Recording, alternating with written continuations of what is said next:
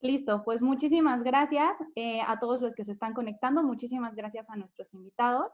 Esta tarde vamos a tener un webinar sobre la psicología detrás de los residuos. En este webinar intentaremos abordar desde un punto de vista social qué pasa con los residuos. Casi siempre en Ecolana les hemos hablado como de la parte técnica, qué pasa en las fábricas, qué es lo que pasa, cómo funciona el acopio, pero hoy queremos abordar un tema ligeramente diferente, pero que sin duda está realmente relacionado con cuál es el manejo que le estamos dando a nuestros residuos.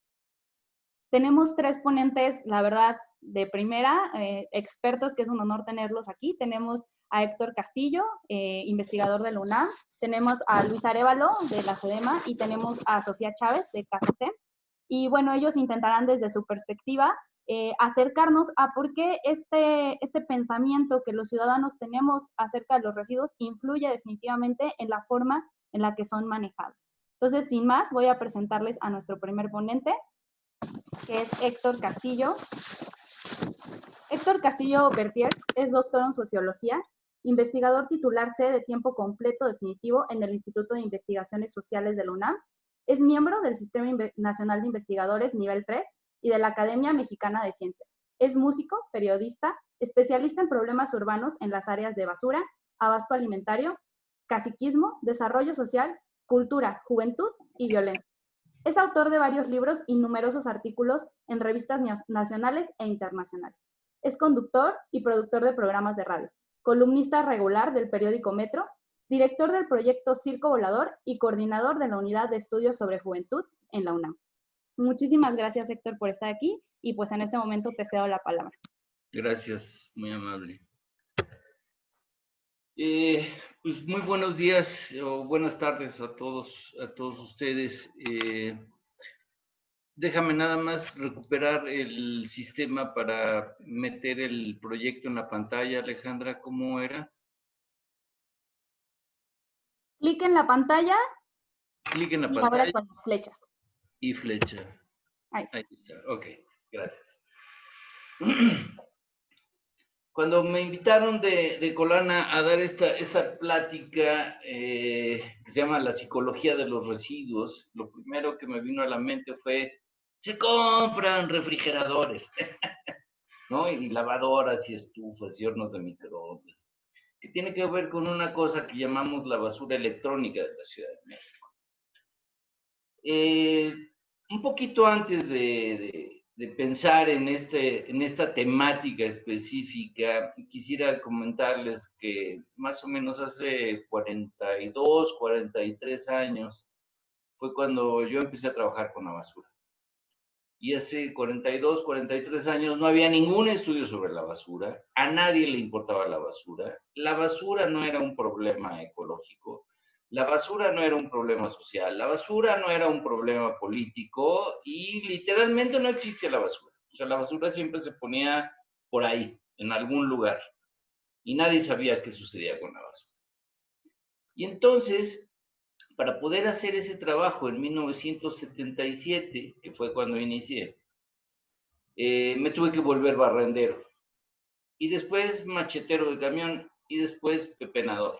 Y entonces tuve que pasar todo un año trabajando dentro de la basura, con la gente de la basura, bajo las normas de la basura, para entender qué era lo que sucedía. Y ya después vinieron las reflexiones, el estudio sociológico, antropológico, la teoría de qué pasa con la basura. Pero me permitió dos cosas interesantes. Me permitió primero acercarme con esta gente de manera muy directa y que después de 42 años siga teniendo una amistad con muchas de estas personas. Muchas de estas personas somos amigos, somos compadres, vamos a sus entierros, a sus bodas, a sus velorios, todo lo que sea necesario se cumple socialmente hablando. Y esta parte de la basura me hizo pensar que qué sucede con la basura en la Ciudad de México. O sea, si realmente pensáramos qué sucede con la basura en la Ciudad de México, podríamos decir que la Ciudad de México está construida sobre basura. y me autocito, o sea, es una cosa que yo escribí. Dice,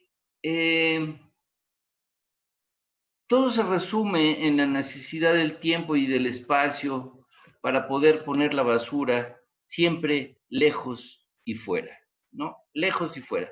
Desde la época de los aztecas, el lugar de la basura siempre es lejos y fuera. Y mientras había mucho espacio, pues siempre había un lejos y siempre había un fuera. Pero conforme crece la geografía de las ciudades, nada es lejos, nada es fuera, ¿no? Y todo está dentro y todo se vuelve una cuestión ambiental y entonces empieza a requerir de otro manejo. En el centro histórico, desde hace más de 6 siglos, la zona conocida como la Candelaria de los Patos, donde hoy se ubica el Congreso de la Unión, fue un tiradero de basura. Lo mismo pasó que en el área de Tacuba, donde hoy se encuentra la cervecería Modelo, también fue un tiradero de basura. O el aeropuerto, o la Magdalena Mixhuca, donde se corre la Fórmula 1. Todo eso fueron tiraderos de basura. También está la Castañeda, que fue el primer manicomio en la época del Porfiriato, el antiguo parque de béisbol del Seguro Social, que hoy es un elegante centro comercial llamado Parque Delta. Todo eso fueron tiraderos de basura. El Pedregal y muchas otras zonas fueron tiraderos de basura. Y en estos lugares casi siempre se buscaron sitios o se encargaban agujeros que permitieran tener la basura por algún tiempo.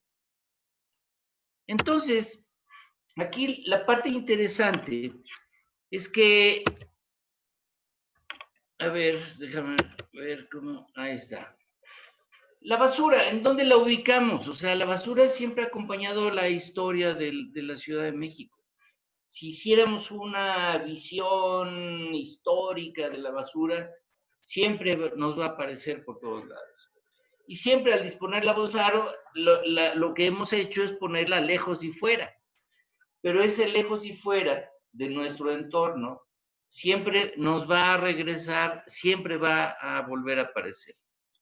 Pero un poquito más allá de este entorno en donde poner la basura, aparece la gente que trabaja en la basura. Esta foto de 1977 es una foto que me tomaron cuando yo estaba como pepenador en los tiraderos de Santa Fe. Si hoy quisiera trasladar esta fotografía de los tiraderos de Santa Fe a una fotografía actual, pues estaría lleno de avenidas, de embajadas, de condominios, de universidades, de centros comerciales, ¿no?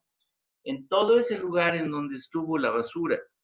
Si nos vamos, por ejemplo, a 1994 y nos vamos al tiradero de Santa Catarina, no entro en muchos detalles, pero Santa Catarina vino a suplir el tiradero de Santa Cruz Mellehualco, ¿no? Santa Cruz Mellehualco fue el lugar más grande que ha tenido la Ciudad de México, tenía 176 hectáreas, ¿no? Llenas de basura, llenas de basura. Y Santa Catarina vino a suplirlo, y Santa Catarina es el último lugar, digamos, en Iztapalapa, rumbo en la carretera Puebla, en donde, además de los pepenadores, pues está lleno de niños.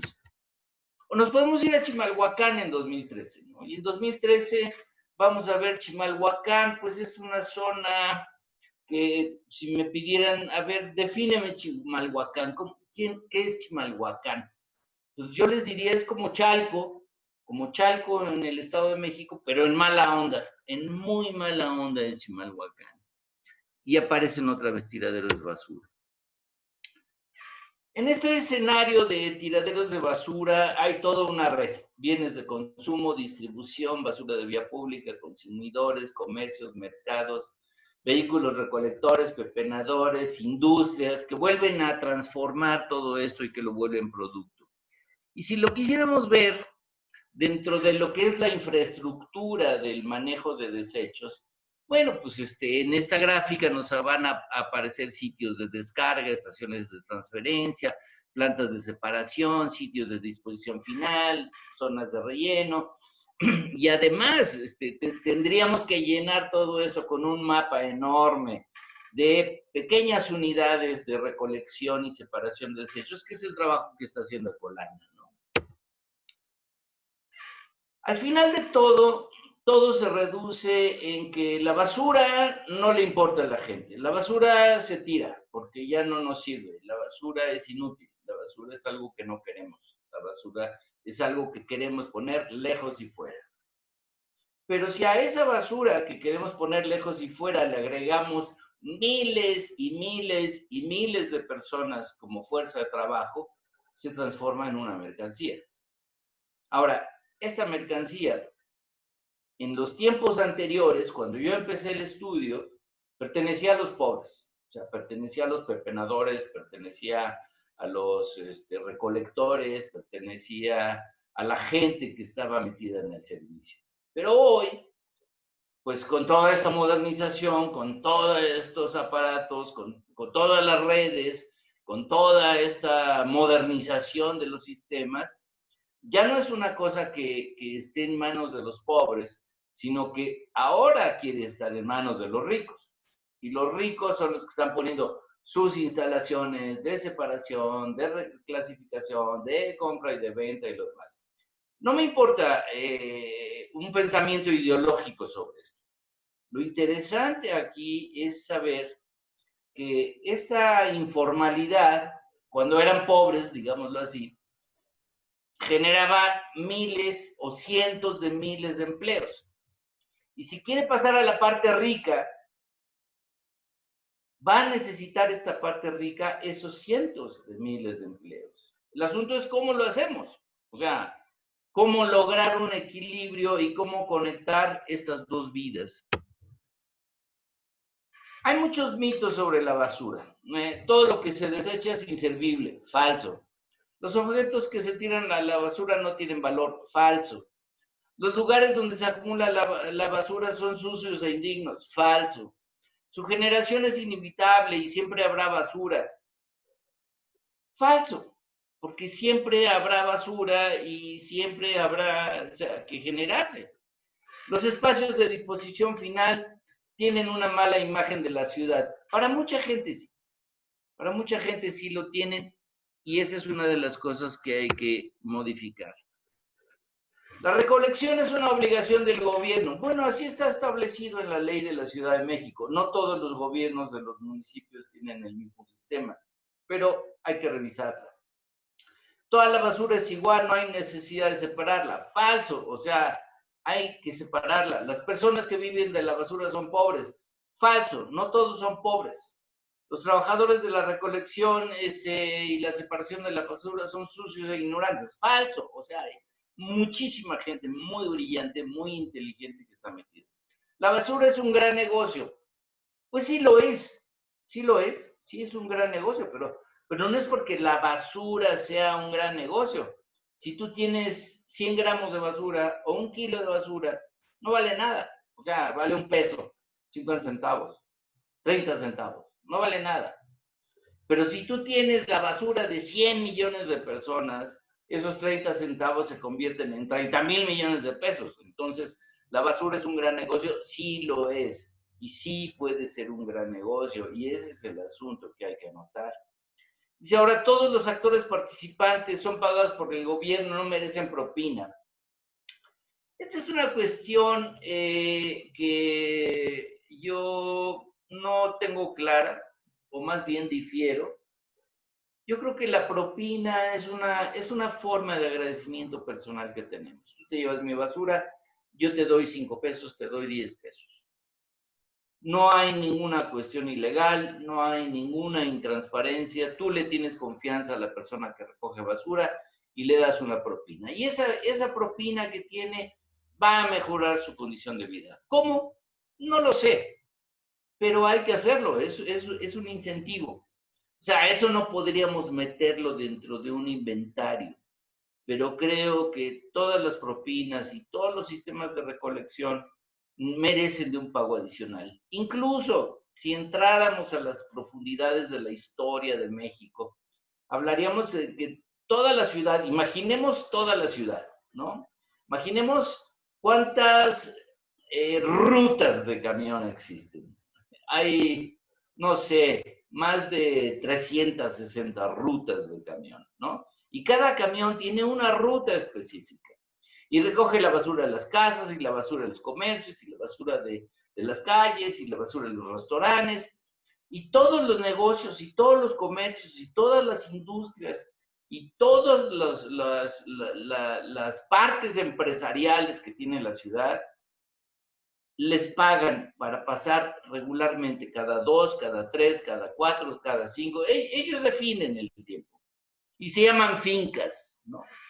Y se llaman fincas. Entonces vas a tener 360 rutas con diferentes fincas. Va a haber fincas muy ricas, va a haber fincas muy pobres, va a haber fincas medianas, va a haber fincas más industriales, va a haber todo tipo de fincas. Y esas fincas son manejadas por todos los camiones recolectores con sus macheteros. Pero no solamente por sus macheteros, sino por todo el ejército que llevan de voluntarios, que nadie les paga, no tienen recursos, no tienen seguro de vida, no tienen ninguna forma de tener una representación social, son voluntarios. Si pensáramos en el número de trabajadores de la basura, más los recolectores, más los voluntarios, más la gente que trabaja en las empresas, fácilmente llegaríamos a hablar de 50,000 o 60,000 personas que trabajan diariamente en la Ciudad de México sobre basura. Y si piensas que una persona de estas 60,000 tiene una familia de 4 o 5 miembros, estos 60,000 se convertirían en 350,000 habitantes de la Ciudad de México que viven diariamente de la basura. Y cuando oímos el carrito que viene en la calle y dice, se compran refrigeradores, ¿no? Pues hay todo un negocio que está atrás de esto. Y aquí vale la pena, a ver, déjame.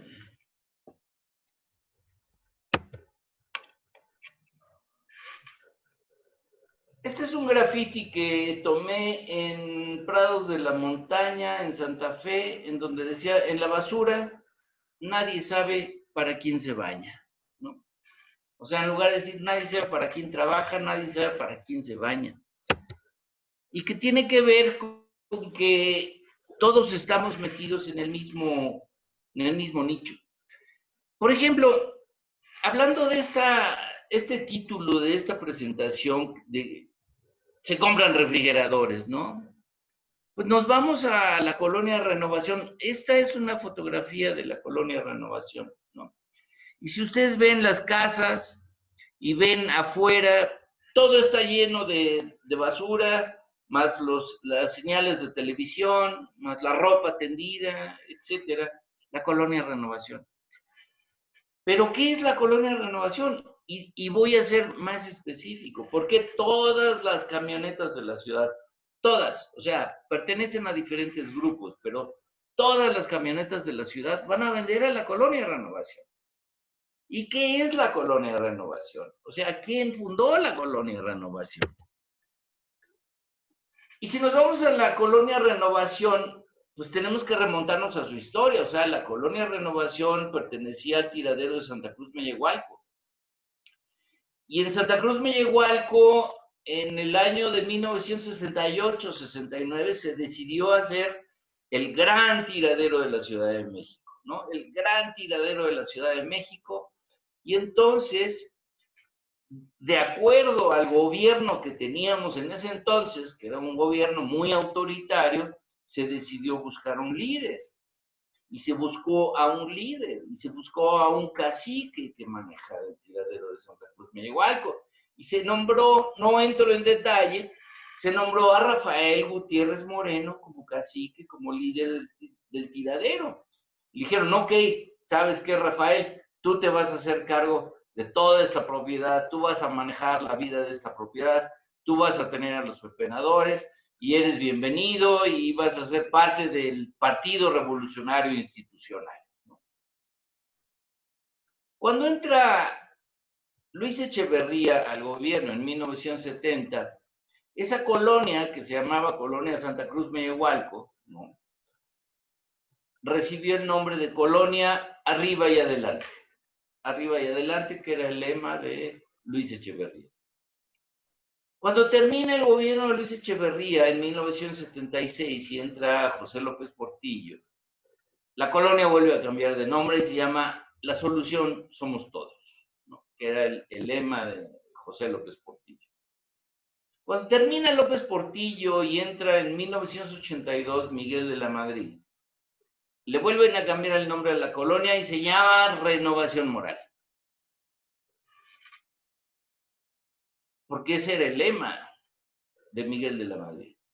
Pero en 1987 sucedió una cosa muy importante, o sea, asesinaron de 3 balazos a Rafael Gutiérrez Moreno, el líder, el cacique, el zar de la basura. Lo asesinó una de sus 39 esposas. O sea, tenía 39 esposas, tenía 89 hijos. Una de ellas lo mandó matar porque era un abusivo, porque era un gandalla, porque se pasaba de lanza con todo el mundo. Y entonces la colonia se quedó nada más con el nombre de Renovación. Podíamos decir que en 1987 lo que perdieron fue lo moral o la moral, ¿no? Si nos vamos a la colonia Renovación, nos vamos a encontrar escenas como estas todos los días en todas las calles, con todas las gentes, con cientos de aparatos electrónicos que están vendiéndose, comprándose, reciclándose y produciéndose. Un dato interesante es que cuando yo empecé los trabajos de la basura, pues teníamos digamos, un stock de mercancías básico: lámina, cartón, vidrio, fierro, hueso, chácharas, ¿no?, le llamábamos. En fin, había una serie de cuestiones. Pero desde hace como 20 años aparece la basura electrónica. Y la basura electrónica tiene una característica, tiene muchos pequeñitos elementos reciclables, ¿no? Oro, plata, zinc, cobre, no, o sea, tiene muchas cosas que los pepenadores aprendieron a manejarla. Y los pepenadores de la colonia Renovación aprendieron a manejarla específicamente. Y entonces, en estas casas de la colonia Renovación, lo que vamos a encontrar es toda una serie de productos que son reciclados. Y les digo de una vez la parte final, o sea, ¿a dónde van estos productos reciclados? O sea, ¿quién compra estos productos reciclados?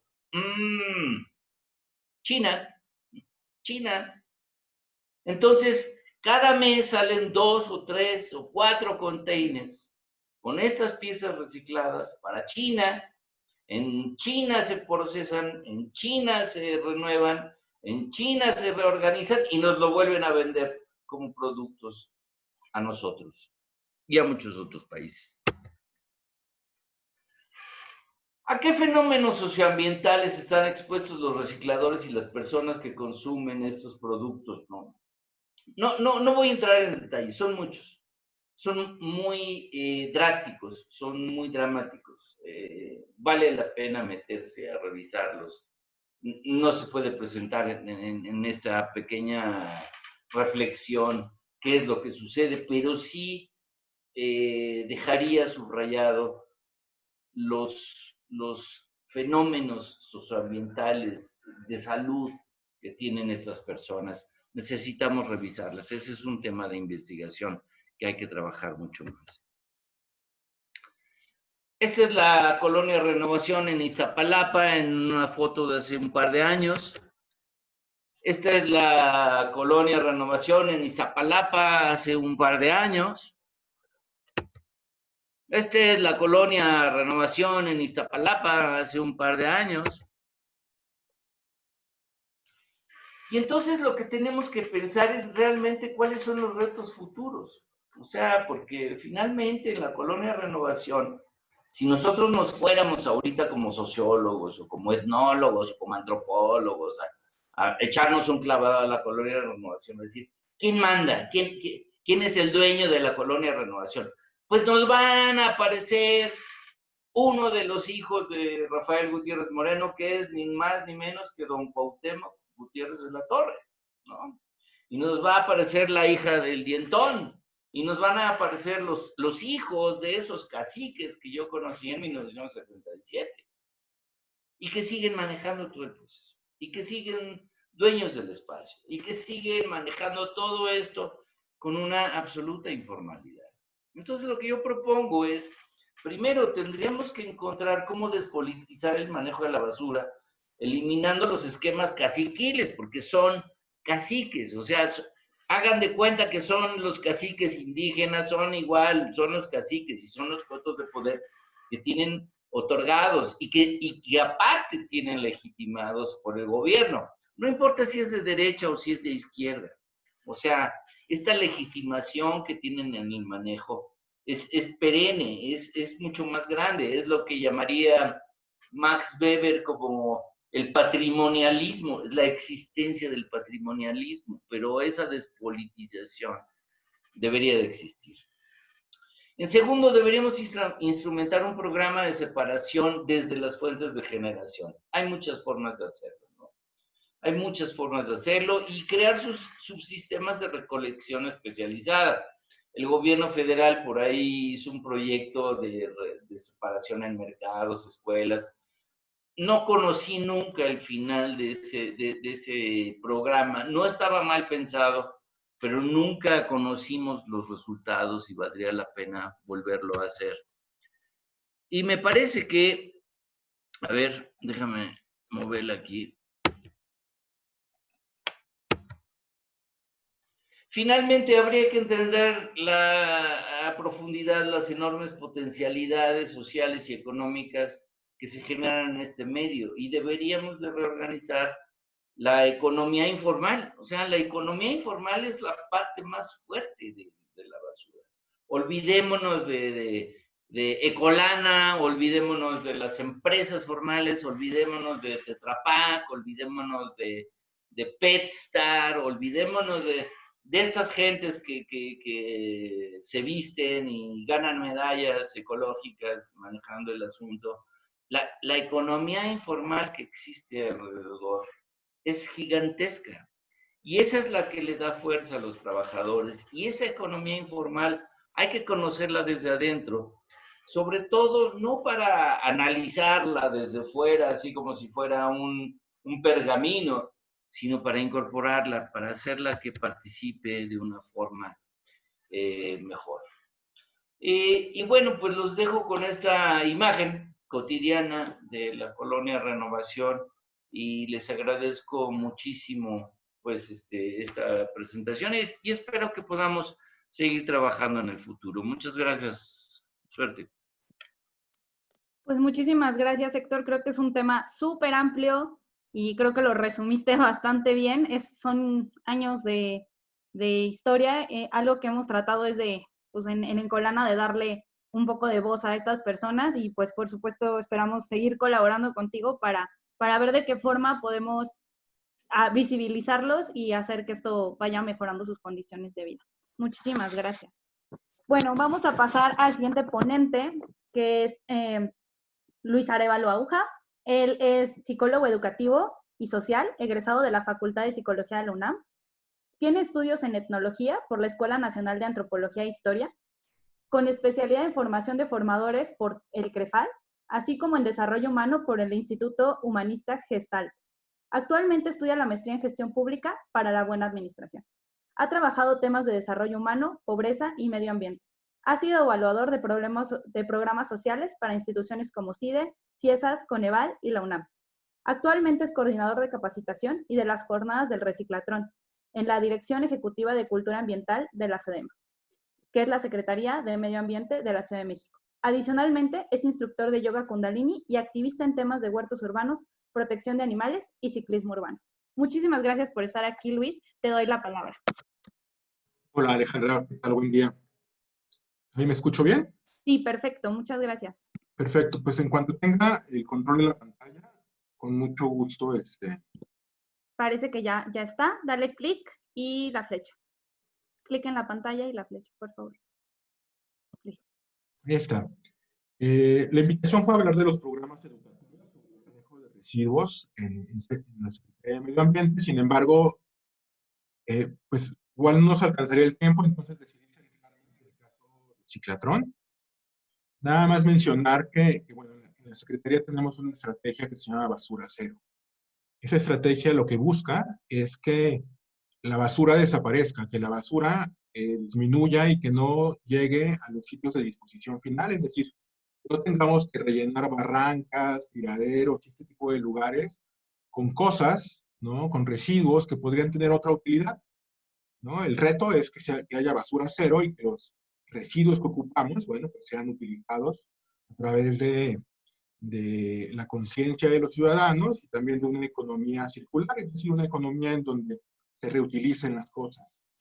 El objetivo de esta presentación es centrar el trabajo del reciclatrón a través de el trabajo de reciclatrón que consiste en el acopio de residuos electrónicos y eléctricos en la Ciudad de México, pero subrayando o tratando de hacer énfasis en este aspecto como más psicológico. Mencionar solamente que en la Secretaría de Medio Ambiente tenemos 3 programas que son para el manejo de residuos. El reciclatrón, que es sobre el que voy a hablar. Otro bien bonito que se llama Mercado de Trueque, en el cual la gente lleva sus residuos reciclables como PET, lata, cartón, vidrio. En cambio recibe kilos de verduras, de fruta, de cosas que han sido cultivadas en la ciudad y que se intercambian, ¿no? Por estas cosas que la mayoría de la gente no le da un valor, son los residuos que se pueden reciclar. En la parte de abajo pues, tenemos el programa Ponte Pilas, que seguramente muchas de ustedes lo ubican porque estamos en la vía pública. Tenemos estos contenedores gigantes, ¿no? Que regularmente traen publicidad. Es la publicidad que traen lo que permite sufragar el gasto del manejo de las pilas. Y esos contenedores tienen un pequeño depósito para depositar las pilas. Y bueno, pues al año vamos recabando como 80, 90 toneladas, ¿no? De pilas, que ustedes saben que las pilas casi no prestan nada. Bien, me enfocaré en el caso reciclatrón. Reciclatrón es una jornada educativa, este es el énfasis, para fomentar entre los ciudadanos y empresas el hábito, número 1, de separar los residuos electrónicos, es decir, de no mezclarlos con el resto de los residuos y acopiarlos para reciclaje. Organizado por el área en la que yo trabajo, por la Dirección Ejecutiva de Cultura Ambiental de la Secretaría de Medio Ambiente, pero no trabajamos solos, ¿no? Afortunadamente y de manera muy alegre, trabajamos con la UAM Azcapotzalco, con la UAM Iztapalapa, con distintas escuelas del Politécnico, con el Casco de Santo Tomás, con Zacatenco, con UPIXA, con la UNAM, con el campo de CEU, con UACM, con el plantel que está en Iztapalapa, el de San Lorenzo, con la Ibero en Santa Fe, y como con alcaldías y la iniciativa privada, ponemos una sede del reciclatrón en la Cámara Mexicana de la Industria de la Construcción enfrente de Prisma. Llevamos 8 años de trayectoria, somos una referencia nacional en el tema del acopio de los residuos electrónicos, y pues además le apostamos a transformar la cultura ambiental de esta ciudad, junto con todas las acciones que hacemos en la ciudad. Bien, en esta lámina vamos a ver como algunos elementos de números, como para que ustedes tengan alguna noción. El año pasado, en lo que va de hemos organizado 15 eventos.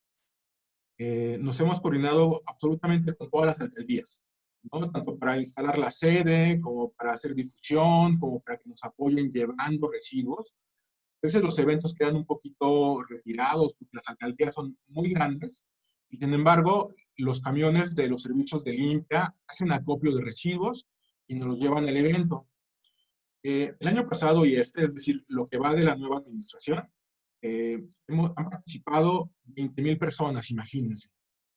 900 empresas se han acopiado, es decir, hemos juntado 360 toneladas de residuos electrónicos. RAE es residuo de aparato eléctrico y electrónico. Y 17,000 kilos de pilas solamente en reciclatrón. ¿no? Aparte está los acopios de pilas que les mencioné en las columnas. Esto, pues además de la materia, se recupera de la materia que no hay que volver a sacar de minas, ¿no? Que no hay que volver a extraer, porque está contenida en estos materiales. Pues también trae beneficios ambientales como el ahorro de emisiones en CO2, menor gasto de energía a la hora de reciclar y otros impactos positivos. Algo bonito que hacemos también en el reciclatrón es que a cada persona que va, a cada ciudadano que va a dejarnos sus residuos, le regalamos una bolsita con composta. Composta, que es la transformación de los residuos orgánicos de poda y de poda principalmente del Politécnico. Es decir, el poli lo que hace con las ramas, lo que hace con el pasto, lo convierte en composta, regala a los ciudadanos y también a nosotros para que a través de los eventos lo hagamos. También hacemos donación de plantas de ornato y árboles frutales en algunos eventos cuando nos acompañan la alcaldía. Ahorita les quedará como más claro cómo es este proceso y por qué es que regalamos esto. ¿Por qué existe el reciclatrón? Bueno, existe una problemática socioambiental que tiene que ver con conocimiento, información, el hábito de separar, alternativas para llevar lugares, alternativas para lugares para llevar desechos electrónicos y eléctricos, ¿no? Como existe ese problema, ¿qué pasa? ¿Cómo se expresa ese problema? Pues se expresa a través de contaminación del aire. Si la gente no sabe de separar, si la gente no tiene el hábito, y simplemente no existen alternativas para llevar estos residuos electrónicos, estos terminan desechados de mala manera, terminan mezclados entre la basura, terminan chatarrizados a veces, ¿no? Por procesos no controlados que generan problemas de salud, daños al entorno. Nos comentaba Héctor, el ponente anterior, sobre los problemas de salud. Yo en algún documento de la Organización Mundial de Salud había leído que una persona que está en contacto directo con los residuos y que trabaja con residuos y con toda la contaminación que tienen, tiene una pérdida de hasta 10 años de vida. Es decir, su expectativa de vida se reduce en función de que su organismo todo el tiempo está en contacto con esta contaminación, con estos químicos, con estos metales pesados. Es grave, ¿no? Y hay que tenerlo sin duda. Nuestra hipótesis es que el reciclatrón, como un programa de gobierno, contribuye a la solución del problema de la contaminación y de este problema de información y de hábitos a través de 3 maneras. Número 1, el más evidente, que es el ambiental. Ya les dije hace ratito cuántas toneladas hemos juntado. Pero no solamente es eso. A través del reciclatrón generamos un hábito, ¿no? Generamos la conciencia y la cognición de que esto en el ciudadano, de que debe separarlo, de que no debe mezclarlo, de que es importante separar las pilas. Y hay también una hipótesis organizativa, es decir, entre las familias, entre los ciudadanos, entre más organizados estemos, ¿no? Entre más nos cuidamos entre nosotros, pues podemos hacer acciones concretas, como juntar pilas en el edificio, ¿no? Pedirle a nuestro ferretero que vive enfrente que ponga una cajita para las pilas y a lo mejor apoyarlo para llevar al reciclatrón, ¿no? Apoyar a las abuelas, a las tías que a veces no tienen la fuerza para llevar la televisión gigante que tienen, pero tienen toda la buena intención de colaborar y terminan, bueno, pues abandonándolo o haciendo cosas incorrectas que nos dañan a todos.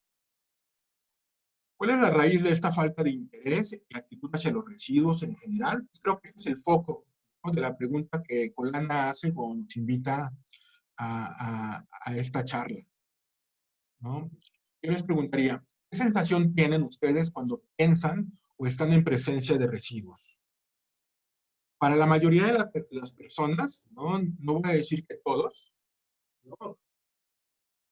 Sienten asco, ñáñara, que es una palabra que me encanta, ¿no? Evaden, ¿no? Tirarlo en la calle, hacerse loco, ahí se me cayó el papelito, sienten desprecio, ¿no? Y ese desprecio además se generaliza de manera muy triste con los compañeros que se encargan de la recolección de los residuos. Sienten temor de enfermarse, hay una ceguera. Esto es bien interesante. Imagínense cuando ustedes van a la playa. Están buscando en la playita, entre las olas, una conchita que quieren llevar como recuerdo, ¿no? Un coral que quieren llevar como recuerdo a la ciudad. Yo sé que eso es incorrecto, pero muchos lo hacen. Buscando entonces la conchita y buscando el resto marino, encuentran que hay un montón de chanclas, vidrios, arillos de cerveza, ¿no? Un montón de elementos que son ajenos al mar, que no deberían estar en la playa, y sin embargo, ya no los vemos. Nos hemos acostumbrado, ¿no?, a ver esos residuos, a ver ese tipo de cosas fuera de lugar, y tenemos esa ceguera ambiental que nos impide, ¿no?, reconocer que tenemos un problema.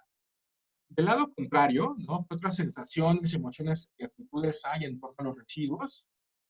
Pues hay interés, ¿no? Cuando se conoce del tema, cuando el valor del mundo es mucho más que el valor individual.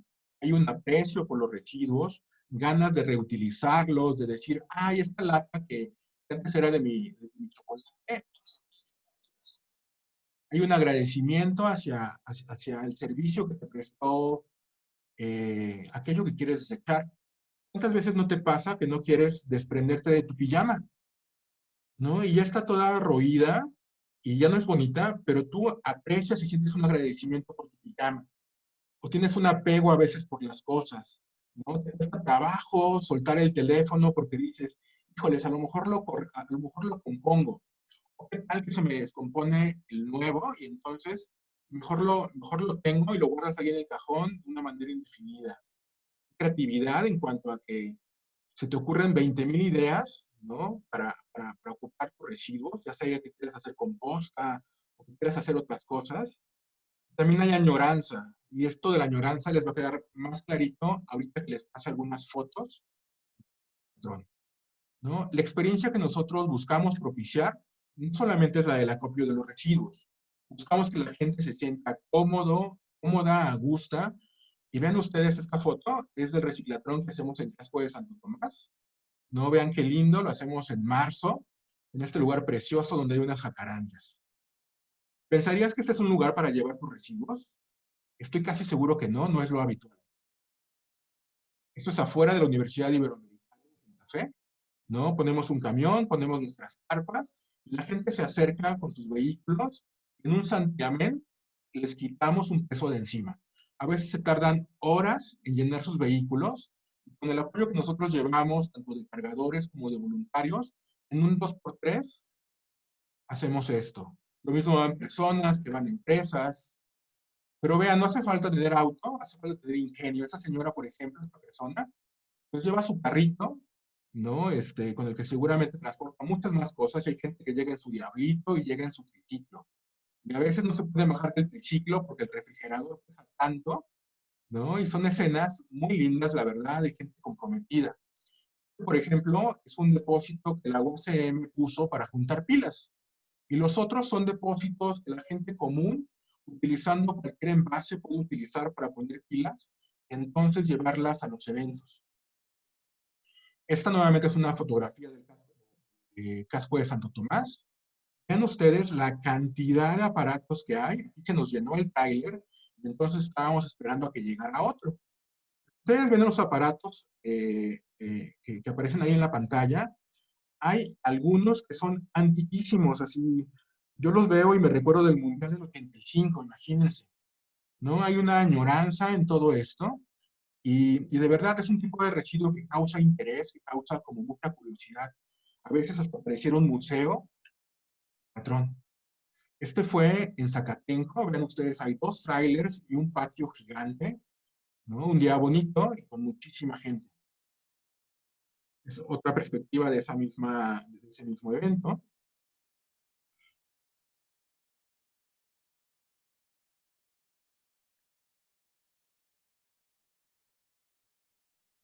Al final del evento, al final de que la gente deja sus residuos, si ven en la parte de atrás hay algunos voluntarios ayudando a la descarga, les tomamos la opinión a las personas que van, es decir, nos interesa saber de dónde vienen, qué edad tienen, y del lado izquierdo ustedes van a ver una bolsita que se parece como el doctor Chapatín.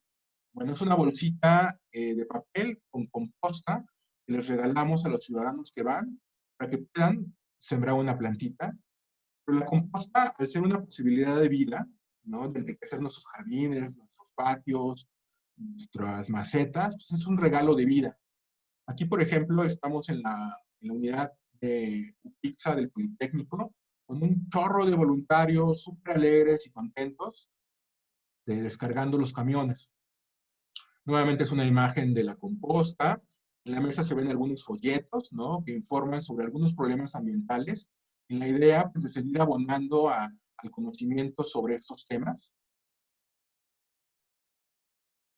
Esto fue en otra universidad, en la Universidad Motolinía, en Pedregal.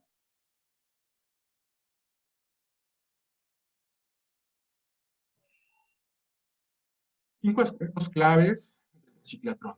Número uno, son constantes nuestras fechas, ¿no? Son sistemáticas. La gente sabe que en octubre hay un evento en la UNAM, que en noviembre estamos en la Ibero y que en enero comenzamos en la UAM. La gente ya sabe y nos espera para acudir a los eventos. Hay, y lo digo con todas sus letras, honorabilidad y liderazgo de parte tanto de la Secretaría de Medio Ambiente, pero sobre todo de las instituciones que nos abren la puerta para poder hacer el evento. Ya les mencioné las universidades, ¿no? Ya les mencioné a la Cámara Mexicana de la Industria de la Construcción, los parques, Parque de los Coyotes y el Zoológico, y eso da confianza, ¿no? Saber que es un lugar seguro, una institución segura, da confianza. Los eventos en general son agradables, alegres, amplios, ¿no?, con jardín. Procuramos, en la medida de lo posible, ¿no?, y casi siempre lo logramos, dar un trato lo más eficientemente posible. Que la gente se vaya contenta, que reciba un trato amable, que literalmente les quitemos un peso de encima. Hay información y transparencia y certeza sobre el manejo de los residuos. Ustedes pueden ver al término de cada evento, bueno, no al término, como los 15 días una vez que se contabilizó, como todos los beneficios ambientales y todo lo que se acopió en la página de la SEDEMA, los datos del evento. ¿Cuánta gente participó? ¿Cuánto se acopió? ¿En qué consiste el acopio?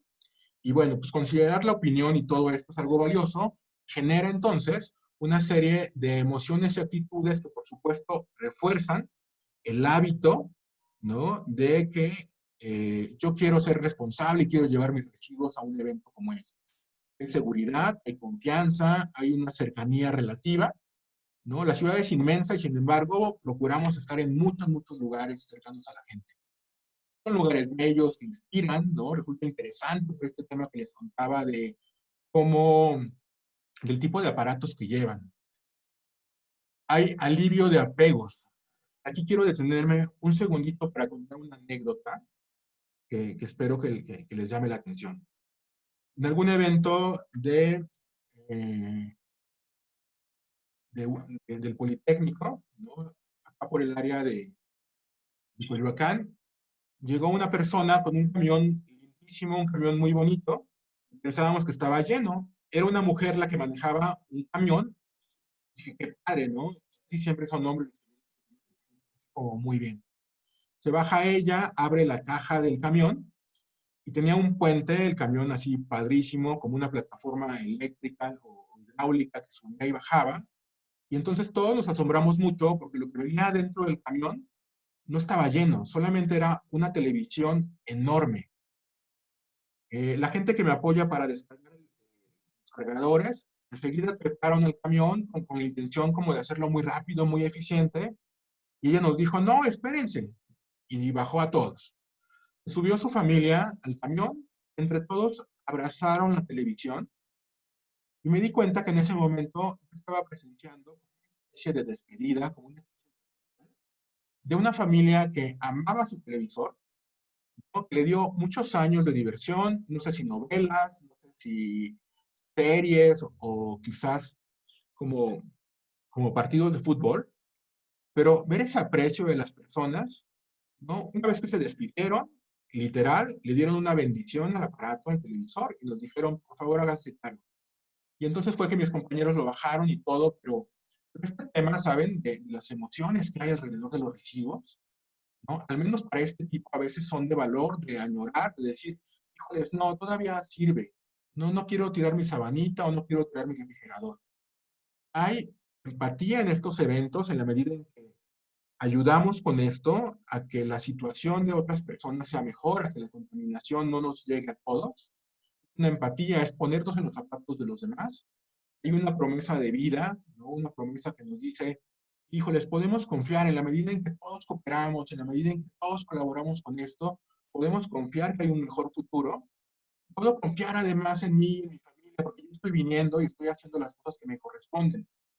Todo esto ahí atrás, ¿no? De generar un hábito, todo esto ahí atrás, generar una política de gobierno, y me parece que es una reflexión bien interesante, porque cuando tratamos bien y correspondemos a lo que los ciudadanos nos piden y nos exigen, pues seguramente estamos cumpliendo y estamos propiciando que esto sea así, ¿no? Y entonces la conclusión es que propiciar hábitos nuevos, ¿no? Al menos para el tema de los residuos, es cambiar la actitud que tiene la gente hacia ellos. Si logramos cambiar la mirada hacia los residuos en general, vamos a propiciar gente, ciudadanos, personas mucho más empáticas, conectadas con el mundo, ¿no? Seres más felices consigo mismos y, por supuesto, conectados con el cuidado del medio ambiente. Y yo quiero aprovechar todo esto que les he mencionado para invitarlos a varias cosas. Número uno, el que separen y lleven sus residuos al reciclatrón o con acopiadores que tengan una licencia, ¿no? Es importante que los procesos por los cuales se desmiembran, se deshacen estos aparatos, sean controlados y no simplemente saquen lo que les conviene y lo demás termine en un basurero. Los invito también a que ayuden a colectar entre vecinos, ¿no? A que sean empáticos, a que pongan una botellita por ahí de pilas, ¿no? A que ayuden a los viejitos, a toda esa gente mayor que no puede ver sus electrónicos, a llevarlos al evento. A hacer difusión de los eventos de reciclatrón, que en el momento en que ustedes se enteren, nos ayuden a través de WhatsApp, ¿no? Para que todo el mundo se entere que vamos a estar en determinado lugar. Y también a ser voluntarios, a inscribirse en nuestros eventos. Nos encanta contar con el apoyo de personas que vayan, ¿no? Es ir a solearte, es ir y convivir, es ir y armar carpas, descargar electrónicos, encargar composta, pero es ir y cumplir con lo que nos toca a todos, ¿no? Con el manejo adecuado y con ser voluntarios de este mundo. En general, vamos a pensar, por favor, si es necesario comprar y reemplazar el aparato. Vamos a pensar antes de consumir, pero sobre todo vamos a procurar reparar. ¿Hace cuánto que no ocupamos esa palabra? Reparar, ¿no? Si reparamos antes de desechar, les aseguro que la cantidad de residuos que se generan en esta ciudad va a ser menor. Este año, pues por la contingencia ambiental, nuestro calendario se ha visto afectado, ¿no? Las fechas en rojo son las fechas que oficialmente han sido canceladas porque hemos estado en semáforo que no permite hacer eventos. No sabemos si todavía para julio, bueno, julio es muy probable que no. En su momento pondremos pues las fechas en nuestro sitio web, en nuestras redes sociales, ¿no? Que ustedes pueden verlas aquí, al igual que en mis correos de contacto, ¿no? Los invito a que pregunten, los invito a que vean el calendario y los invito a seguir en esta charla que está bien buena. Muchísimas gracias. Muchísimas gracias, Luis. Creo que es muy interesante ver cómo los programas de la SEDEMA funcionan y cómo han sido tan exitosos. Entonces, bueno, aquí están todas las páginas, creo que ahorita se las vamos a poner en el chat. Y bueno, para seguir adelante con nuestra presentación, les voy a presentar a nuestra siguiente ponente. Si me ayudan pasando la diapositiva, por favor. Muchísimas gracias. A mí la verdad me emociona mucho, yo como si toda la vida quise ser activista ciudadana, me emociona mucho presentarla. Ella es Sofía Chávez Arce y en muchos sentidos ella representa la relevancia de la participación de los ciudadanos en la construcción de una sociedad más sustentable y justa. Desde hace 15 años, como resultado de su interés inicial por mejorar la gestión ambiental en su ciudad, ha construido espacios de discusión, diálogo e intervención que le han permitido convertir a Casa SEM y a ella misma en referentes sobre el rol de la sociedad en la construcción de políticas públicas en materia ambiental, sobre todo en el estado de Jalisco. Su trayectoria incluye la elaboración de diagnósticos, la creación y operación de programas de acopio, manejo de residuos sólidos urbanos y de manejo especial, así como el análisis y monitoreo de la exposición a sustancias tóxicas en objetos y entornos cotidianos, entre otras actividades. El rigor y profesionalismo con que ha llevado a cabo estas tareas ha permitido que sus acciones trasciendan más allá de la denuncia y la propuesta, para dar pie a acciones sociales y gubernamentales que atienden estas distintas problemáticas. Su labor como formadora ha permitido que los jóvenes involucrados en las distintas actividades que tienen lugar en Casa SEM participen de forma activa en la construcción de soluciones reales a los problemas ambientales, en contextos complejos que los enfrentan a la necesidad de articular elementos ambientales, económicos y sociales. Muchísimas gracias, Sofía, por estar aquí y te cedo la palabra. Gracias. Ay, ¿sí me escuchan? Sí, sí te escuchamos perfecto. Perfecto, muy bien. Bueno, nosotros somos Casa SEM, somos un centro de cultura y educación ambiental, avalado por Semarnat, estamos ubicados en Guadalajara, nosotros no estamos en la Ciudad de México. Muchas gracias por la invitación. Y quiero dar un giro de 180 grados a mi presentación. Originalmente mi tema es nuestra relación emocional con los residuos, pero escuchando a Héctor y escuchando a Luis Miguel, Héctor que nos ha mostrado fotografías de la colonia Renovación y Luis Miguel que nos ha platicado ampliamente del programa de recolección de residuos electrónicos en la Ciudad de México, me han dado pauta, si me lo permiten, a cambiar 180 grados el tema del que iba a hablar. Me parece que es sumamente relevante poner sobre la mesa en nuestra experiencia con residuos electrónicos, dado que ambos, Héctor y Luis Miguel, lo han tocado en sus presentaciones, si me lo permiten. Nosotros también hemos trabajado el tema de residuos electrónicos desde el acopio, desde el trabajo con recicladores informales, hemos visitado la colonia Renovación, conocemos ambas caras de la moneda.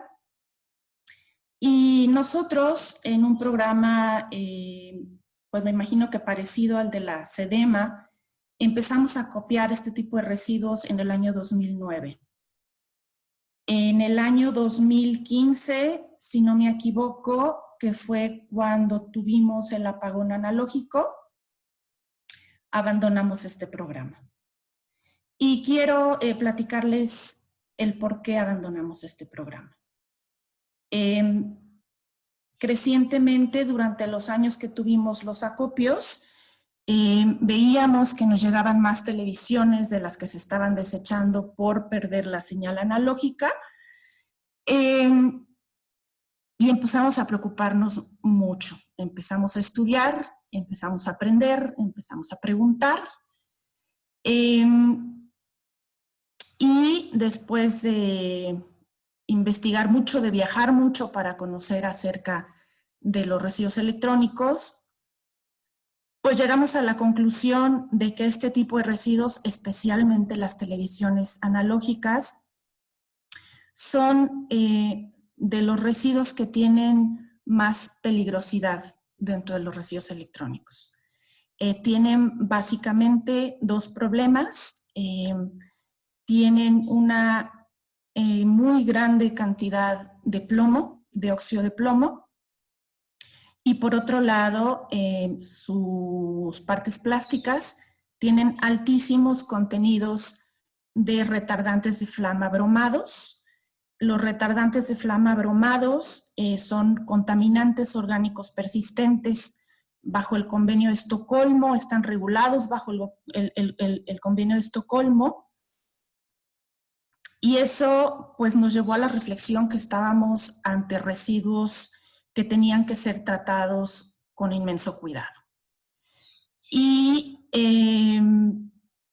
pues en ese momento, a través de una serie de dinámicas, a través de transparencia, de los mecanismos de transparencia, se obligó al gobierno federal a que hiciera un plan de manejo para este tipo de residuos, mismo que acabó siendo muy deficiente y pues que hasta la fecha estamos viendo las consecuencias. Nosotros decidimos que siendo residuos de tal peligrosidad que no podían ser manejados más que de manera sumamente responsable, y que esa responsabilidad conllevaba un costo para disponer de estas partes peligrosas, el programa ya no podía operar, ya no era muy lejos de ser rentable, nunca lo fue, pero al contrario era muy costoso manejar. Y entonces decidimos dejar de hacer este acopio y trabajar desde otro ámbito.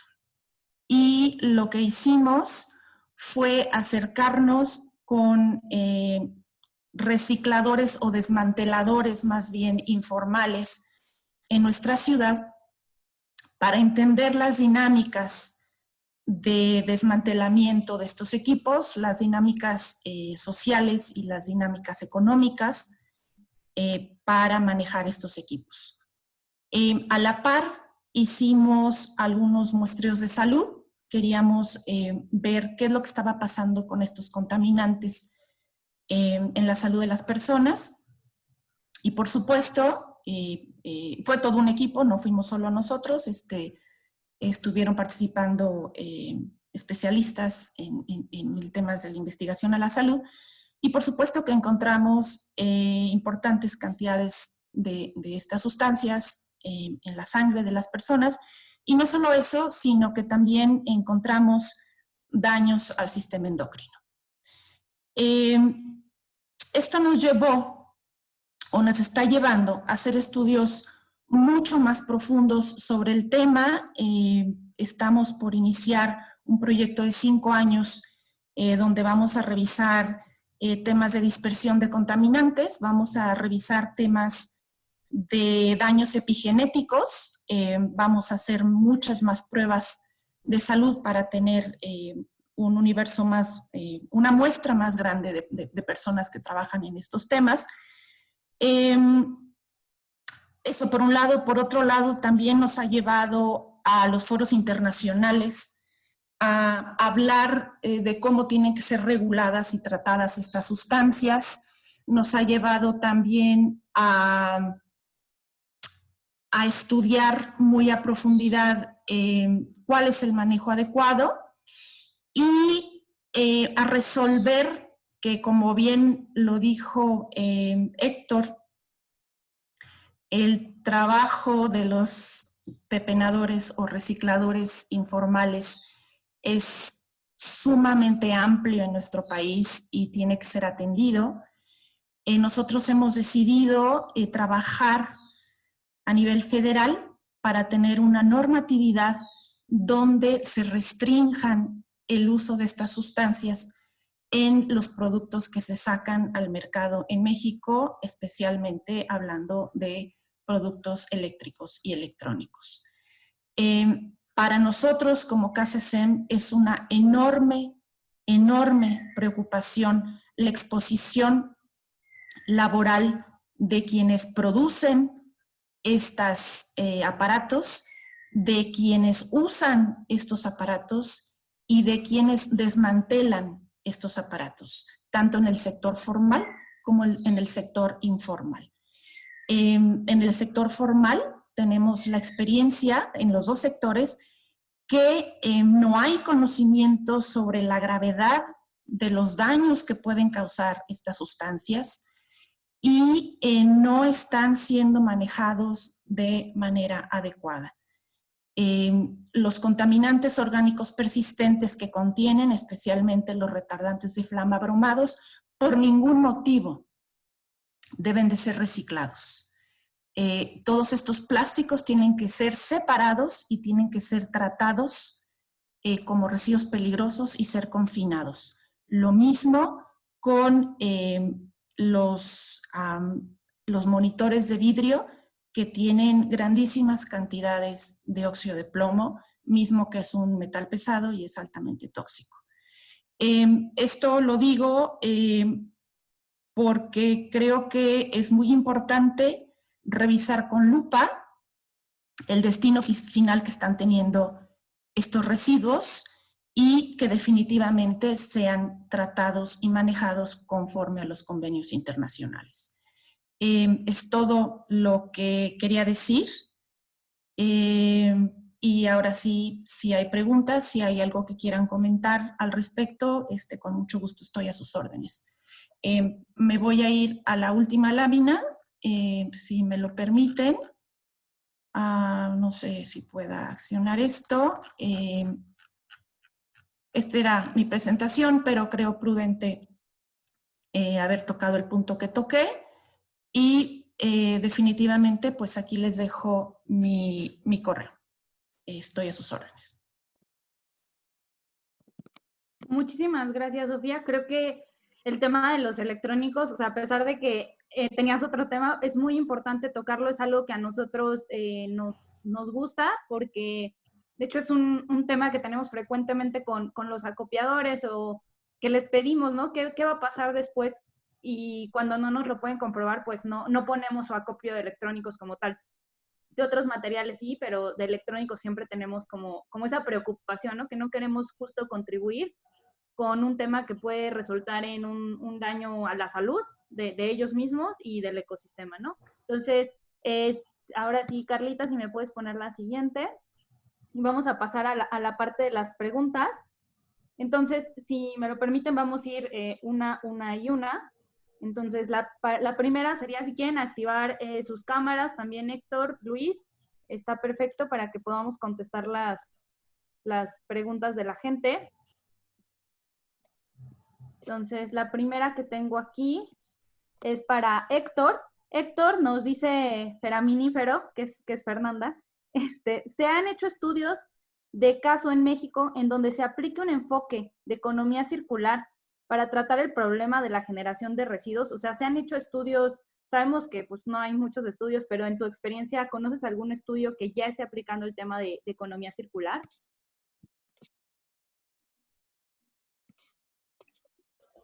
Sí, sí, efectivamente, hay estudios de economía circular sobre este asunto.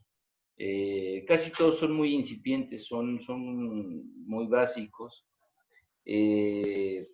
Por ahí Luis Miguel nos mencionaba en la primera parte de su presentación este concepto que se llama basura cero, ¿no? Y entonces él decía, basura cero. O sea, la basura cero sí existe, o sea, realmente sí es un concepto válido de aplicarse, de entenderse, de comprenderse, pero es muy complejo, o sea, es muchísimo más complejo que para entender una realidad como la nuestra. Entonces, el único, digamos, país que conozco con una propuesta real que podríamos llamar basura cero es Suecia. O sea, Suecia tiene un programa de basura cero impresionante.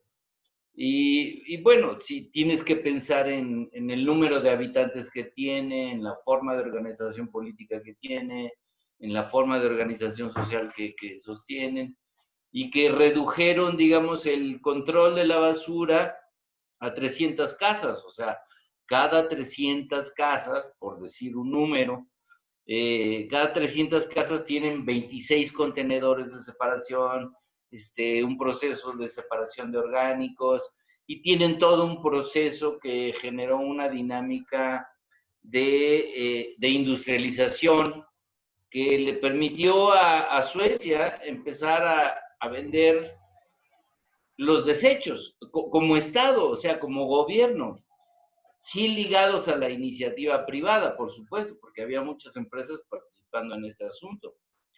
Y entonces los suecos lo que aprendieron era que la basura que generaban los suecos no les alcanzaba para sostener las industrias que habían creado.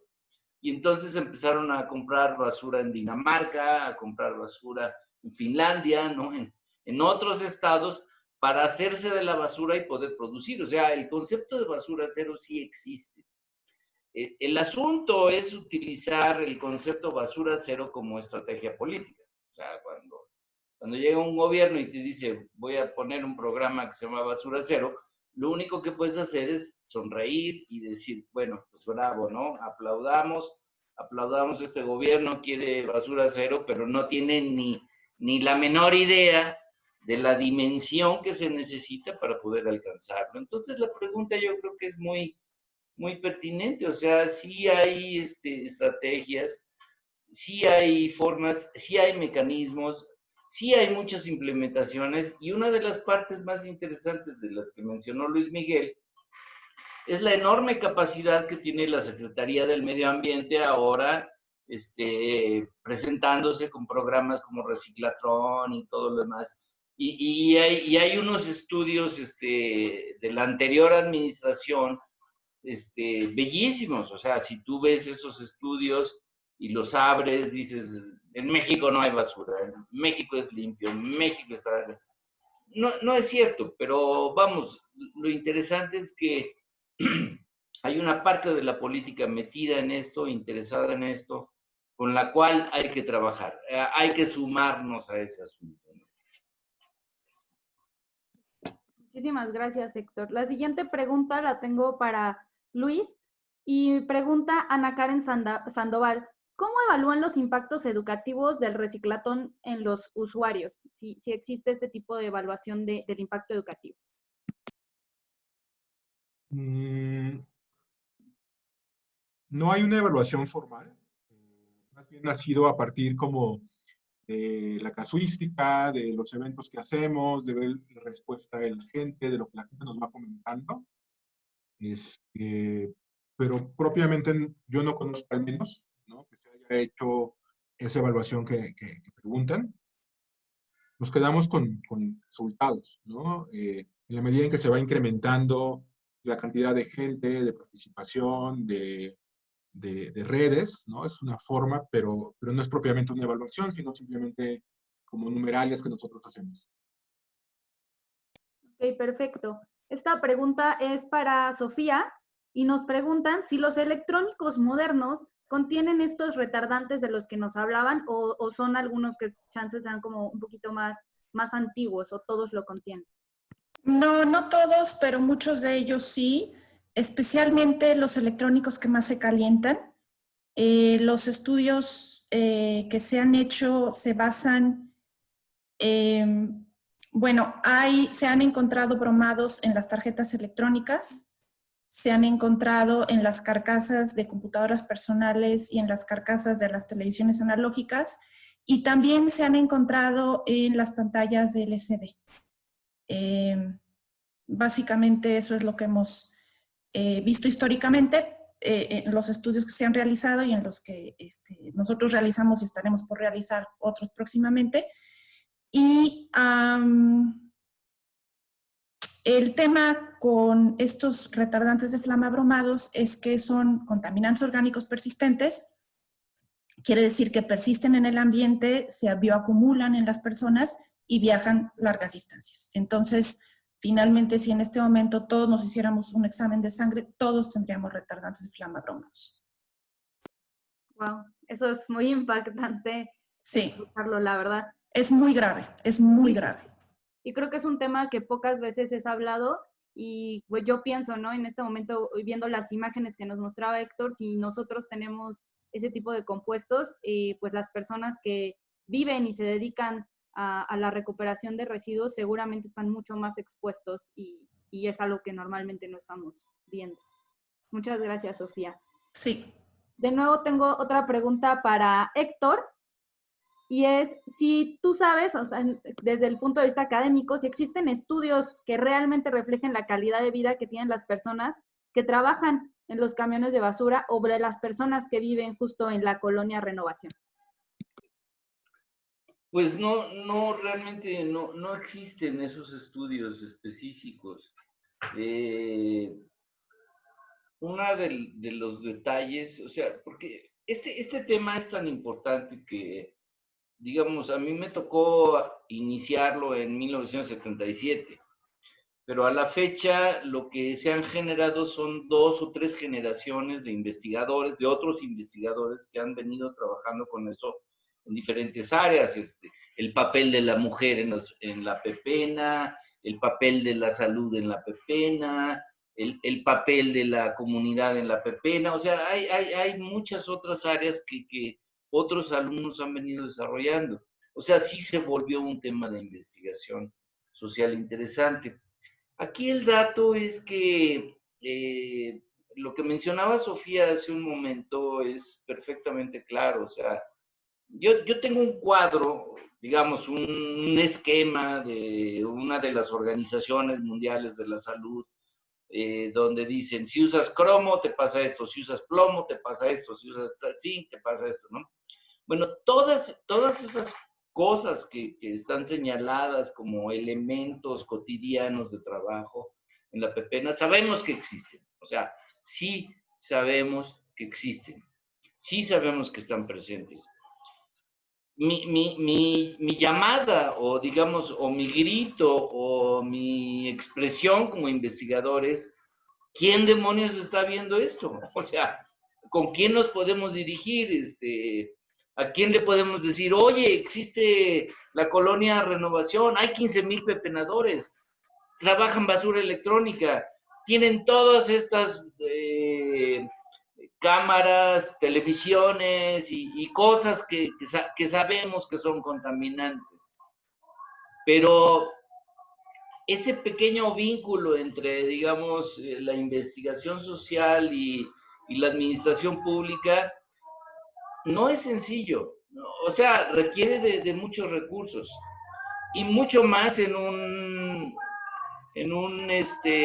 gobierno de austeridad como el que tenemos, ¿no? Donde dicen, no gastes en investigación, no inviertas en esto, no hagas esto, no pasa nada, ¿no? Entonces, no, hay toda una temática muy importante que realizar, y habría que realmente armar un grupo de trabajo para ver seriamente qué es lo que sucede. Esos niveles de vida de los que hablaba Luis Miguel también los mencionó. Luis Miguel mencionaba que les disminuían 10 años de vida o algo así.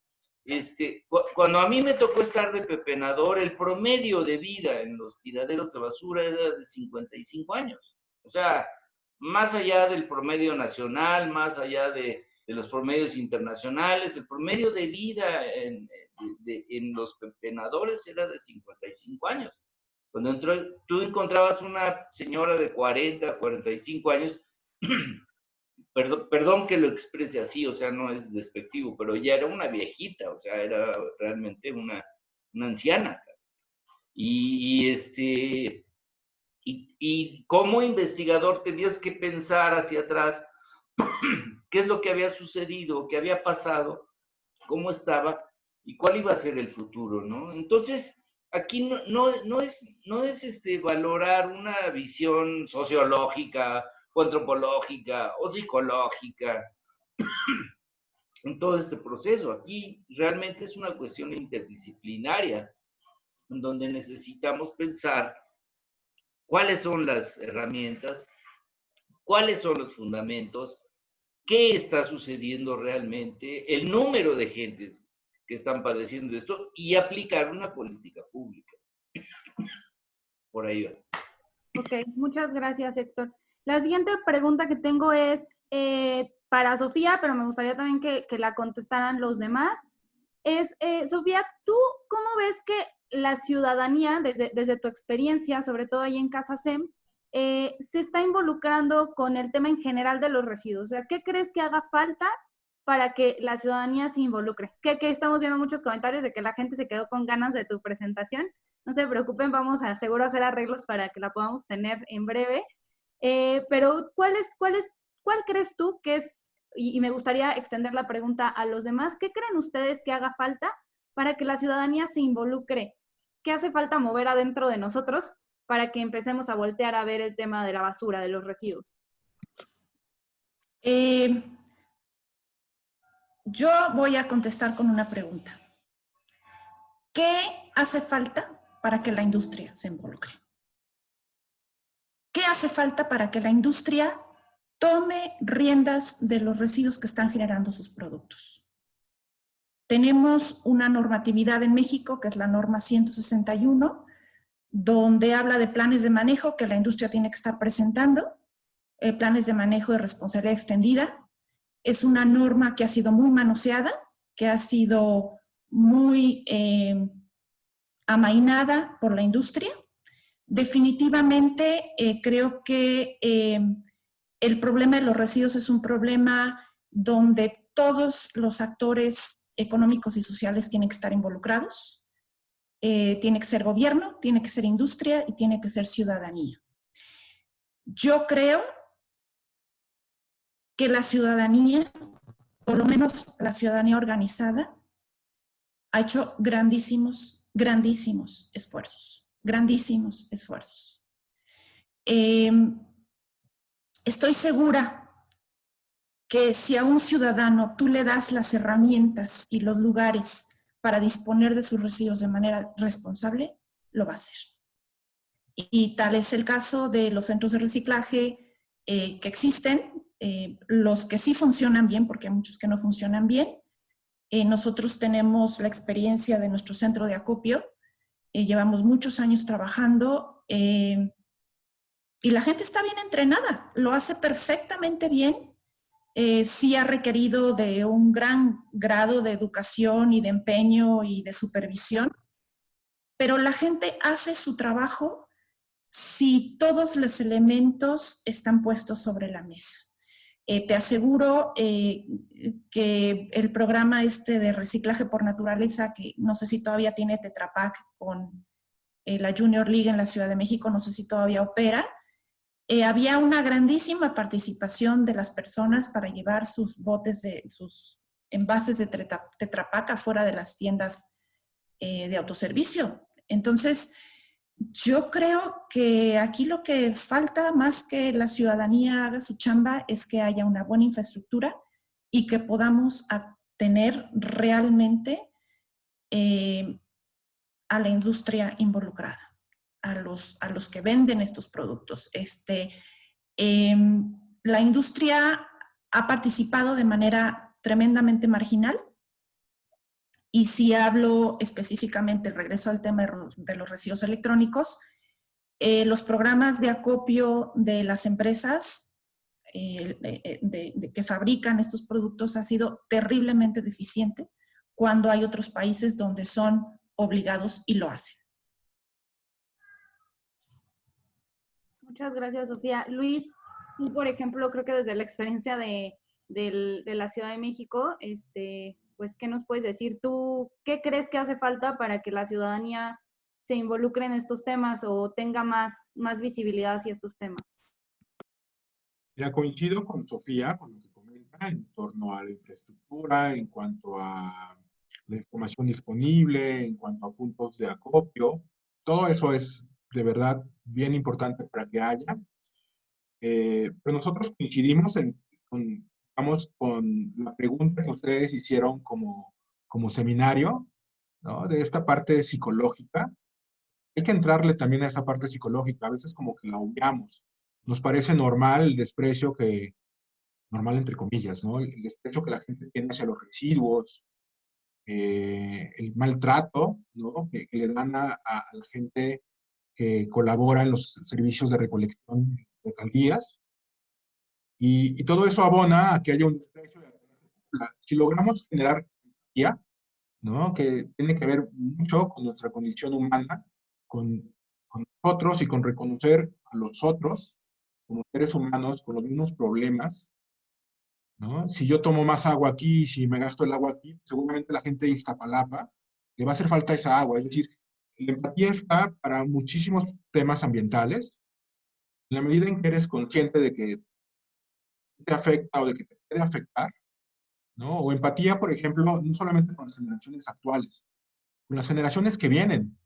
O sea, no han llegado, no han nacido, y lo que les está tocando, lo que les estamos heredando es terrible. Entonces, además de la regulación, además de la pasión que yo veo en Sofía y en Héctor por los temas, ¿no? Que hace falta impulsar gente así.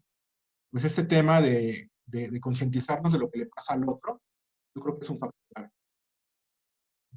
Gracias, Luis. Tenemos varios comentarios aquí que estamos viendo sobre que quieren, es como una huelga, quieren la plática de Sofía.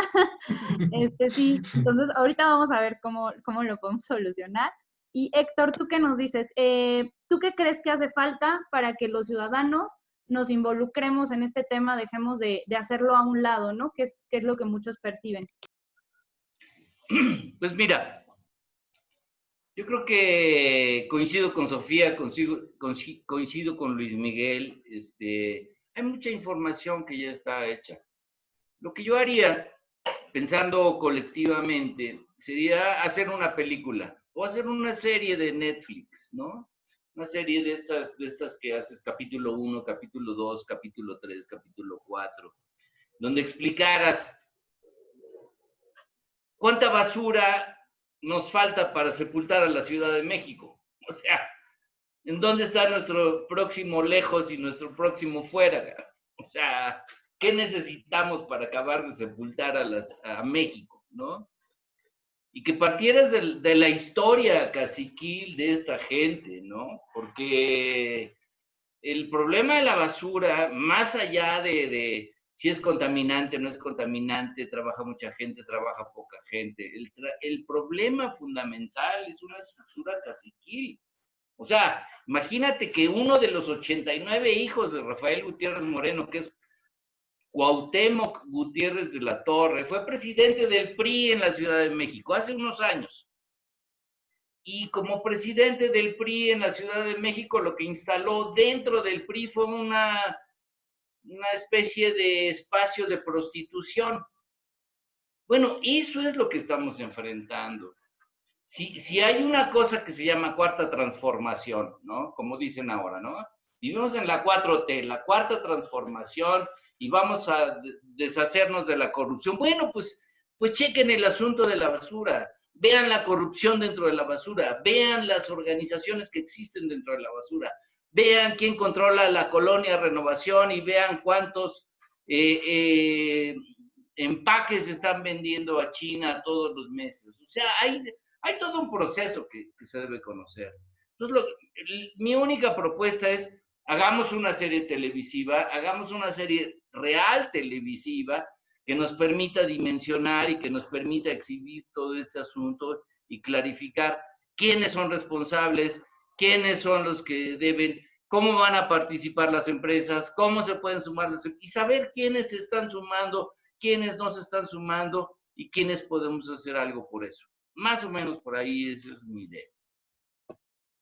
Buenísimo. Y les voy a decir, bueno, Sofía, no sé si quieras decirles a todos que después sí vamos a hacer la plática, porque se quedaron con muchas ganas de escuchar sobre esto. Si quieren, hacemos como algo específico para que Sofía nos pueda dar su ponencia. Y finalmente les quiero hacer igual una pregunta a los tres para cerrar esta ponencia.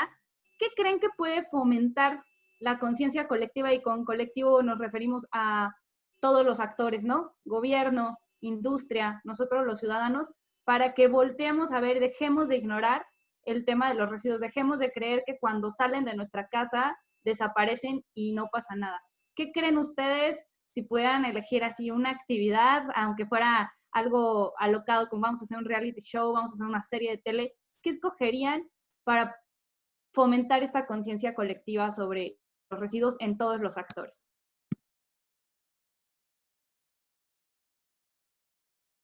Ay, perdón, empezamos si quieren ahora Luis, Héctor y finalmente Sofía.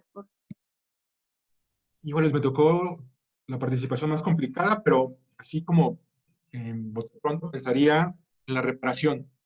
Así, en la medida en que reparemos cosas y podamos como volver a utilizar nuestros aparatos, las cosas que hay, en la medida en que, digo, yo sé que hace falta lo que decía Sofía, ¿no? Una empresa comprometida, una industria comprometida para que las cosas no sean desechables, ¿no? Y puedan a partir de quitarle una piececita y ponerle otra o repararla, ¿no? Ser más eficiente, que ya no se trabe, que se puedan hacer las descargas, lo que sea.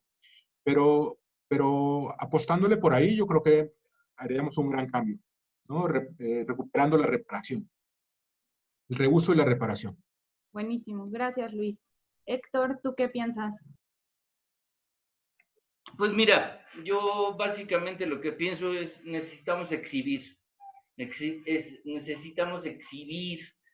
este problema en todas las dimensiones que tiene, con esta interdisciplinariedad que tiene, con estas redes históricas que mantiene, con estos nexos políticos que se sostienen. O sea, necesitamos exhibir el asunto y necesitamos que la gente sepa que esto no es un proceso chiquito, ni de cambio de costumbres, ni de cambio de políticas. Esta es una cuestión heredada que tenemos de muchísimo tiempo. Entonces, la única forma es exhibirla, para mostrarla, para radicalizarla. O sea, yo sería de la idea de que la conferencia mañanera de AMLO, a las 7 de la mañana, arrancara todos los días con un resumen sobre lo que está pasando con la basura en México. O sea, si él empezara diciendo 5 minutos, ¿saben qué? La basura en Guerrero está así, la basura en Oaxaca está así, la basura en Chiapas está así, la basura en Tijuana está así, la basura en la Ciudad de México está así, necesitamos que se junten para erradicar la corrupción y todo eso. Bueno, pues esa es una manera de exhibirlo, o sea, ya tienes una propuesta muy concreta, aparte es una propuesta política. Sé que a AMLO no le va a interesar, porque no le incumbe, pero necesitaríamos partir en una exhibición desde el presidente hasta toda la población para saber qué es lo que está sucediendo. Creo que hay muchas cosas que están sucediendo, que muchos no quieren identificar, que muchos quieren olvidar, y que a muchos nos ha tocado investigar como trabajadores porque pues nos hemos dedicado a ello.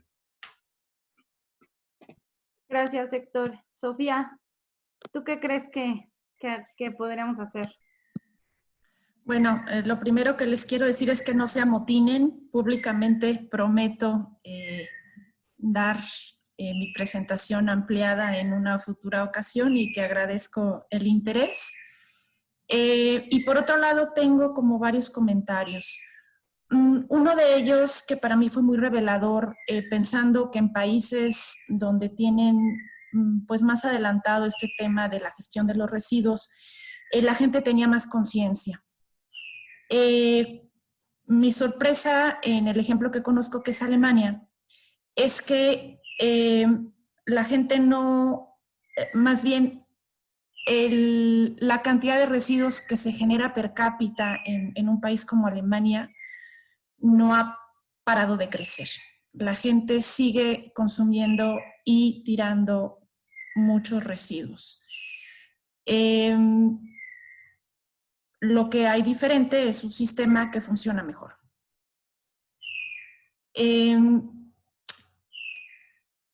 Creo que hay que trabajar en dos ámbitos y ese es el principio con el que trabajamos en Casa SEM. Por un lado, hay que trabajar en el tema de legislación, que es como en la parte alta, digamos, de la problemática, y por la parte de abajo, con la ciudadanía también tenemos que trabajar procesos educativos. En algún momento estas dos llegarán a juntarse, donde tengamos ciudadanos más educados y por otro lado, legislación que arreglan el sistema distorsionado, ¿no? Donde podamos tener una buena gestión, donde podamos tener a todos los sectores involucrados y donde las personas estén obligadas a hacer una separación y un mejor manejo de los residuos. Creo que si trabajamos en estos dos ámbitos, podemos llegar a hacer una mejora, por supuesto, y estoy totalmente de acuerdo con Héctor, que hay un entramado político y de corrupción tremendo en el tema de la basura, tremendo, que uno no haya ni por dónde sacarle la hebra. Por otro lado, como ya decía, tenemos a una industria que no se ha comprometido y que el gobierno no ha encontrado los elementos coercitivos para poder obligar. Y también tenemos a una ciudadanía que hasta cierto punto cierra los ojos y no quiere ver. Entonces, es una problemática compleja que tiene que ser abordada multidisciplinariamente. Y bueno, pues digamos que hay mucho que hacer y no nos podemos morir pronto, ¿no? De acuerdo, Sofía. Bueno, pues muchísimas gracias a todos por conectarse. Con esto cerramos. No se preocupen, de hecho todas las preguntas fueron como todas acopiadas, colectadas, y se las vamos a hacer llegar a los ponentes. Les vamos a hacer, igual que en nuestros webinars pasados, vamos a hacer un blog donde vamos a contestar estas preguntas, vamos a poner un breve resumen de lo que se trató y vamos a poner la grabación. Entonces, no se preocupen, todas las preguntas que quedaron por ahí pendientes, sobre todo creo que al último se generaron muchísimas por la misma conversación, entonces las haremos llegar. Les agradezco de verdad muchísimo a todos los que estuvieron aquí hoy, Sofía, Héctor, Luis, porque, bueno, en Ecolana, les digo, no solemos hablar mucho a veces sobre estas partes, pero creo que es importante visibilizarlas y comenzar a sensibilizarnos sobre esto, ¿no? Lo que no se ve no puede ser estudiado y pues mucho menos va a poder ser resuelto. Entonces, les agradezco muchísimo. Alejandra, ¿puedo hacer un ultimísimo comentario? Adelante, adelante. Ya que está Ecolana metida en esto, ya que está interesada en esto, a ver, en esta época de pandemia, de crisis económica, de crisis política y lo demás, se organiza un fondo para exhibir este asunto. Pongámonos a trabajar con Sofía, con Luis Miguel, con otras instituciones, con otras instancias que saben lo que sucede, con los mismos trabajadores, con los pepenadores, con los recolectores, con los macheteros, con los voluntarios. Pongámonos a trabajar, exhibamos este asunto y creemos, mostremos, si no la solución que decía Sofía de las leyes y los ciudadanos, por lo menos mostremos esta distancia que está existiendo. Creo que ese sería uno de los trabajos y creo que ese es un poco el sentido de la investigación social en este asunto. Y de verdad, pues muchísimas gracias por la invitación. Les mando un abrazo fraternal, cordial, virtual a todos ustedes y estamos en contacto. Muchas gracias. Muchas gracias, Héctor. Y bueno, pues gracias a todos los que se conectaron. Yo creo que de nosotros, bueno, te vamos a agarrar totalmente la palabra. Nos encanta hacer cosas en conjunto y seguro les estaré ahí molestando para trabajar. Igual los que seguro nos están viendo, de verdad, creo que contamos con una comunidad muy activa de ciudadanos que están interesados sobre todo en difundir el mensaje. Y bueno, seguro los estaré contactando para eso. Pues con esto vamos a terminar la transmisión en Facebook. Muchas gracias a los que se conectaron y pues estén pendientes del blog porque ahí vamos a publicarlo. Mil gracias y que tengan muy buena tarde. Hasta luego.